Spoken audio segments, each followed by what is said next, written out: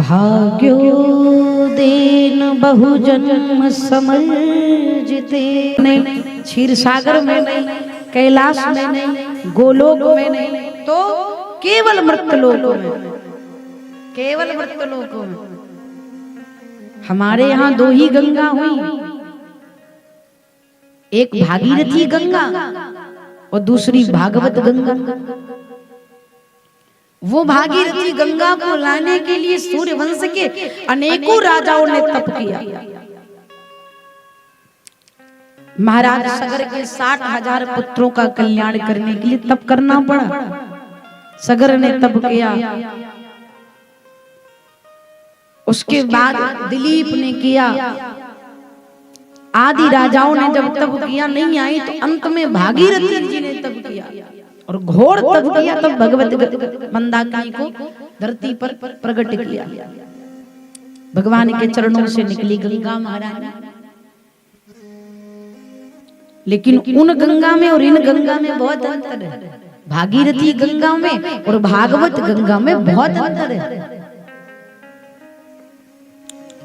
भागीरथी गंगा में स्नान करने के बाद तन की शुद्धि जाओ और किसी पिएंगे नहीं, पिएंगे क्यों नहीं पिएंगे भाई? गंगा नहाई है, पवित्र नहीं हुई? नहीं हुई ना, क्योंकि ढक्कन बंद था। केवल ऊपरी सतह ही गंगा नहाई है, भीतर का पानी तो वैसे की वैसे।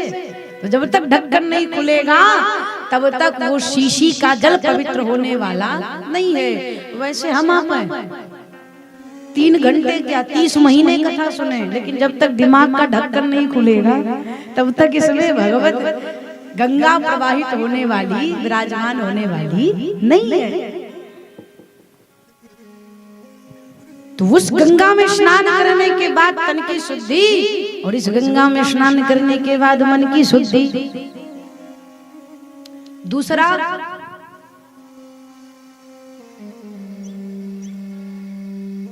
भागीरथी गंगा में स्नान करने के लिए एक दायरा बनाया गया है, एक सीमा होती है, किसकी आगे नहीं जाना। आप चले जाओ, हरिद्वार जाएंगे, गंगा जी जाएंगे, प्रयाग जाएंगे, तो एक रस्सी बांधी रहती है, इसको पार नहीं करना। क्यों? इसको पार करोगे तो डूबने का डर रहेगा, और डूब गए तो फिर रामे मालिक हैं, फिर तो समझ ही रहे। उस गंगा में डुबकी लगाने का एक दायरा है, लेकिन आप बताइए क्या इस गंगा में कोई दायरा है? जितना मन करे उतना डूबो, जितना मन करे उतना डूबो। और उस गंगा में डूबे तो मर जाएंगे, और इस गंगा में डूब गए तो तर जाएंगे भैया, जीवन सफल हो जाएगा। इसलिए प्यारे, ये गंगा बड़ी अनमोल है। और सबसे मुख्य बात, भागीरथी गंगा में स्नान करने के लिए आपको चल कर जाना पड़ेगा। क्या आप यहाँ अपने गांव में बैठे बैठे गंगा महारानी को बुला सकते हैं? गंगा माई आओ हमको नहला कर जाओ, नहीं आएंगे। उन्हें गंगा में स्नान करने के लिए आपको चलकर जाना पड़ेगा।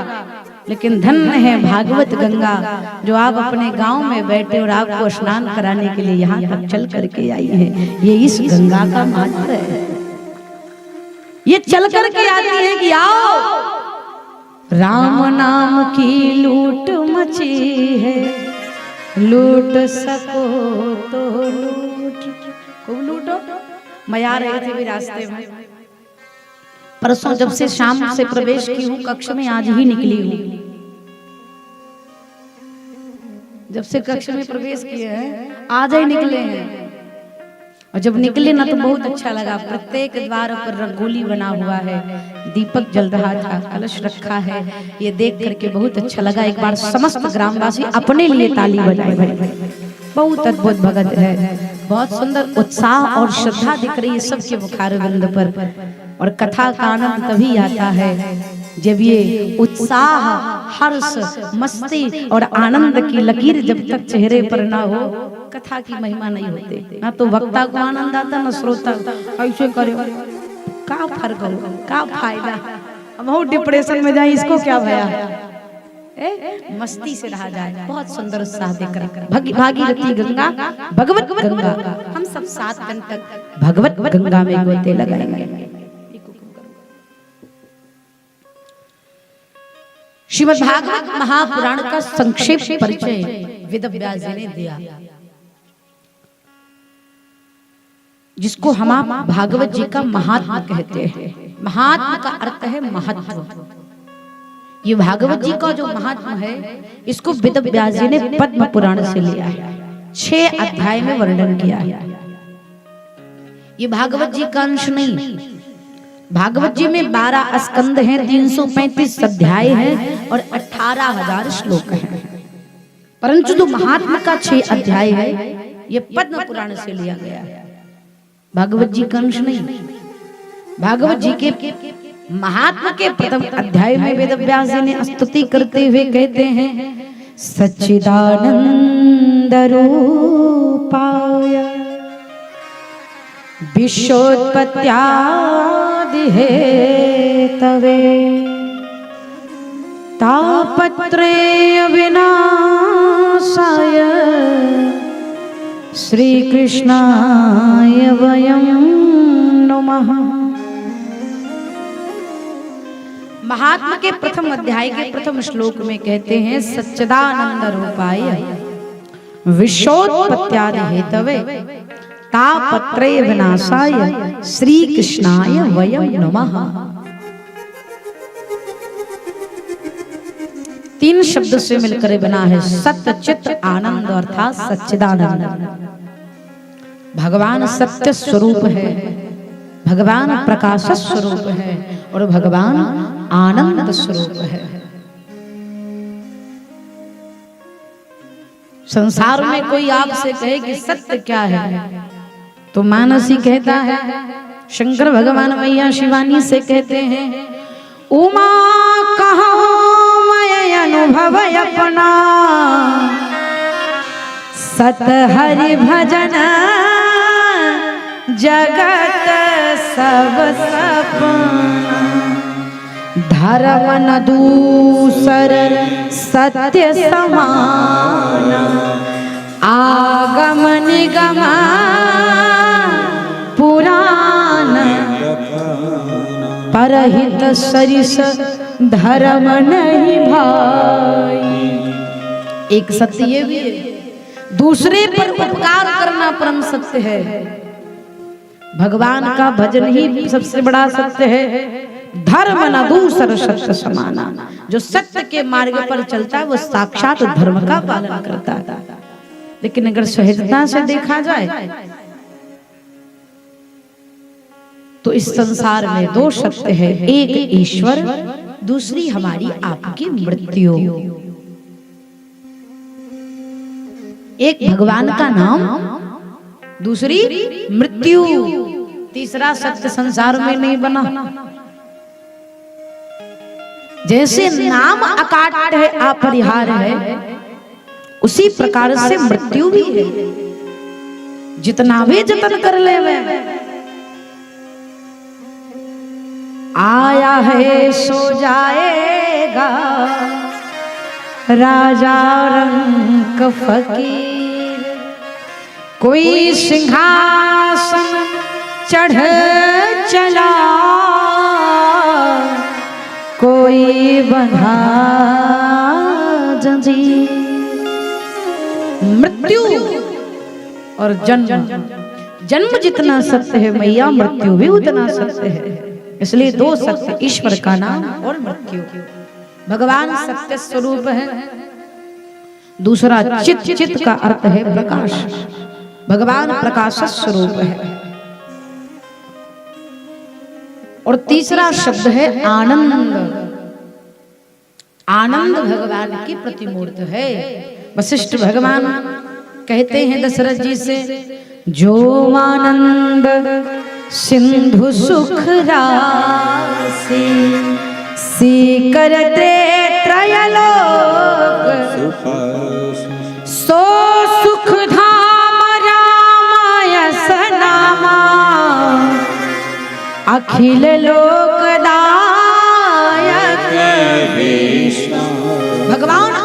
स्वरूप है।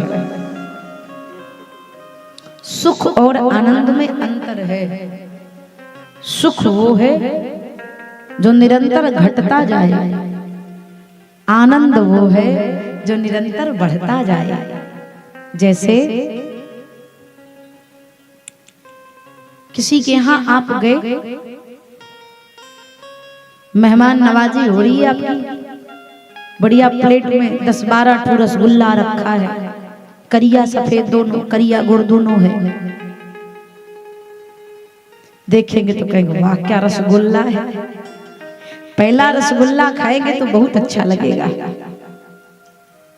बड़ा सुख मिलेगा। लेकिन जब दूसरा खाएंगे तो वो सुख नहीं मिलेगा जो पहले वाले में मिला था। और जब तीसरा खाएंगे तो और डाउन होगा। 4-5 खाने के बाद फिर दिन भर शायद रसगुल्ला की तरफ देखने का मन नहीं करेगा। वो सुख है जो एक के बाद थोड़ी थोड़ी घटने के क्रम में आ रहा है। लेकिन जो भगवान का नाम है, जो भगवान का भजन है, जो भगवान की कथा है, ये आनंद का स्वरूप है, बढ़ता जाता है। कहिए इतने सालों से कथा सुनते आ रहे हो, मन भरा क्या है? कहीं मत जाइए। व्यवहारिक जीवन में फिल्मी गाना कितना बढ़िया चल रहा है, 1 घंटा सुनोगे तो जीव भी आ जाएगा, ऊब लगेगी, मन करेगा बंद करो उसको। लेकिन वहीं पर अगर भगवान नाम कीर्तन हो रहा हो तो रात बीत जाती है पता नहीं चलता। ये सब क्षणिक सुख है। ठीक उसी प्रकार से जैसे डल्लब का गद्दा खरीदना आसान है लेकिन नींद नहीं खरीद सकते। भोजन की व्यवस्था करना आसान है परंतु भूख नहीं खरीद सकते। वैसे सुख प्राप्त करना आसान है लेकिन आनंद में डुबकी लगाना बहुत कठिन है। और जिसको आनंद मिल जाता है, जिसको भीतर शांति मिल जाती है, वो बाहर की दौड़ बंद कर देता है। बाहर की दौड़ बंद कर देता है और फिर एकांत में बैठकर एक स्थान पर बैठकर के मस्त रहता है। संत कहते हैं प्रेम जब अनंत हो गया। अगरबत्ती दिखाने से भक्ति नहीं आती, सीधे सुन लो। एक मुट्ठी अगरबत्ती जलाने से भगवान के सम्मुख धुआं करने की कोई जरूरत नहीं है, वो तो भाव से महकाने के लिए लगाते हैं। सोचो कि एक मुट्ठा अगरबत्ती जलाने से ठाकुर जी प्रकट हो जाएंगे तो इस भ्रम में मत रहिएगा। फिर भगवान कब आएंगे? प्रेम जब अनंत हो गया, रोम रोम संत हो गया। प्रेम जब अनंत हो गया, रोम रोम संत हो गया। प्रेम जब अनंत हो गया, रोम रोम संत हो गया।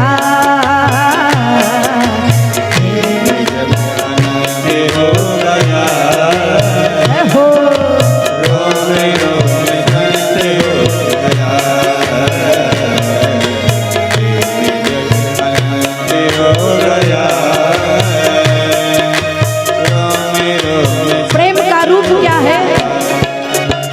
छाई हरियाली समस्त रोम रोम में, छाई हरियाली समस्त रोम रोम में, छाई हरियाली समस्त रोम रोम में, छाई हरियाली समस्त रोम। प्रेम का पहला प्रतीक भगवान का भजन सुनते सुनते, कथा सुनते सुनते, नाम जपते जपते अगर आपके एक एक रोम पुलकित हो जाए, रोम खड़े हो जाएं, नेत्रों से अश्रु की धारा बहने लगे तो समझ लीजिए भक्ति के पावदान पर आपने पैर रख दिया है। साधक कहता है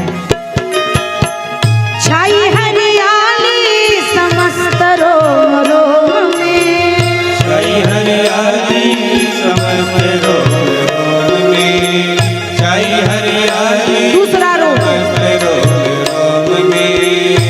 दिखते हैं सिया राम व्यापक हैं व्योम में, दिखते हैं सिया राम सब में ईश्वर का दर्शन करना।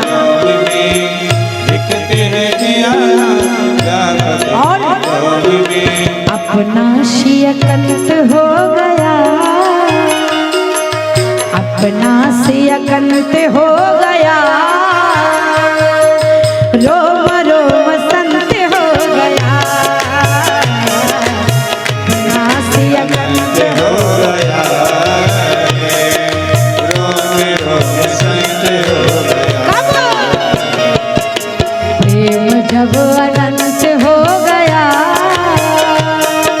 रोम रोम संत हो गया, प्रेम जब अनंत हो गया, रोम रोम संत हो गया।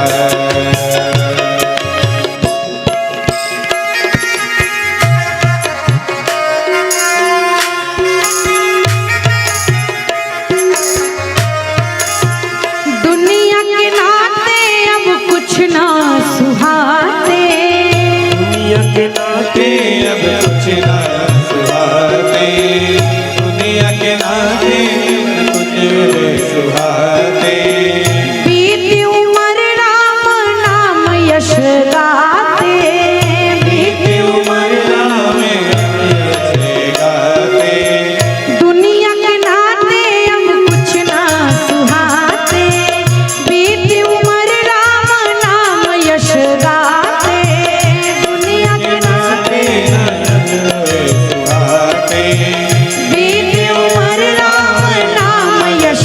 गाते, सतगुरु सुमंत हो गया, सतगुरु सुमंत हो गया, रोम रोम संत हो गया, प्रेम जब अनंत हो गया, जय जय। रोम रोम संत हो गया, हाँ, प्रेम जब अनंत हो गया, रोम रोम अपना सियकंत हो गया, रोम रोम सतगुरु बसंत हो गया, रोम रोम प्रेम जब अनंत हो गया, रोम रोम संत हो गया, अपना सियकंत हो गया, फिर रोम रोम संत हो गया। प्रेम जो ईश्वर को प्राप्त कर लेता है, जिसकी भीतर की खोज पूरी हो जाती है, वो बाहर की खोज बंद कर देता। आनंद परमात्मा सत्य स्वरूप, प्रकाश स्वरूप, आनंद स्वरूप, विश्वोत्पत्त्यादि हेतवे, जो परमात्मा संसार का सृजन, पालन, संहार करता है और तापत्रय विनाशाय, तीन प्रकार के तापों के नाश करता है। कौन? दैहिक, दैविक और भौतिक, ये तीन प्रकार के दुख हैं। तन से दुखी, मन से दुखी, धन से दुखी, यही तीन दुख है। तन से दुखी कौन है? किसी के पास भोजन ज्यादा है तो भूख नहीं है, जिसके पास भूख है उसके पास भोजन ही नहीं है।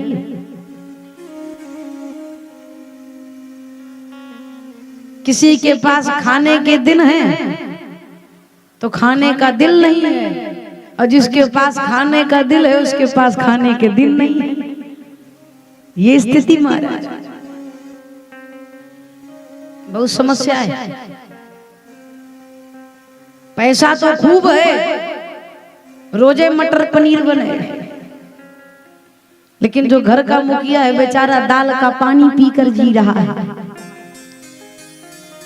का वो पनीर बनी है, पनीर खाओ, कहे दाल का पानी पी लो। अरे खाने का तो बड़ा मन है, लेकिन डॉक्टर ने कहा दाल के पानी के अलावा जानना मत, कभी कभी एक आध रोटी खा लेना।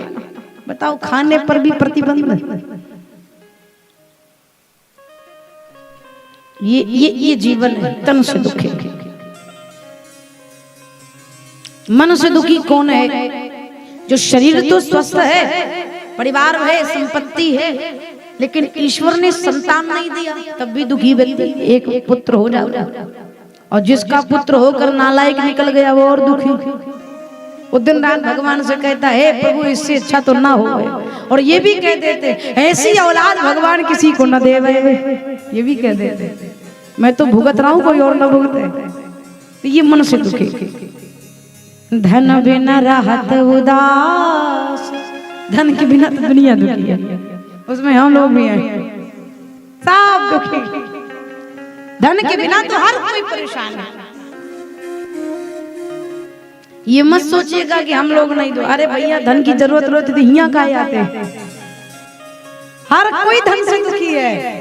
एक जगह हम बैठकर चकाचक भजन करते। धन की बड़ी समस्या है हमारे। कोई तन दुखी, कोई मन दुखी, कोई धन बिन राहत उदास। थोड़े थोड़े सब दुखी, सुखी राम के दास। वो जो राम के दास सुखी रहते वो एक ही दो होंगे, बिरले ऐसे होते जो सुखी रहते। और जो राम के दास होंगे वो कहीं एकांत में बैठ करके फक्कड़ बने।